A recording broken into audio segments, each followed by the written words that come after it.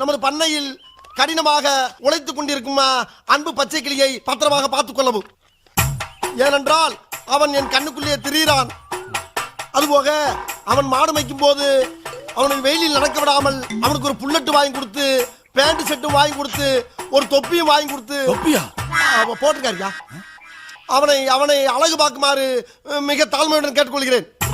அதுபோக அவனை கயிற்று கட்டில் போட்டு வெளியில் படுக்க விடாமல் ஒரு பஞ்சுமத்தை வாங்கி கொடுத்து அவனுக்கு ரூம்பு போட்டு ஏசி போட்டு தருமாறு கேட்டுக்கொள்கிறேன்.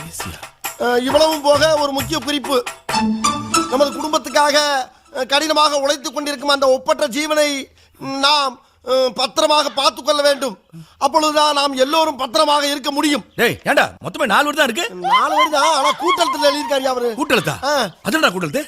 நான் படிச்சிருக்கல கூட்டெழுத்து. அந்த டீச்சர்ட்ட அப்படிதான் எழுதிருப்பாங்க. கேளுங்க. என்ன அப்படி பாக்குறீங்க?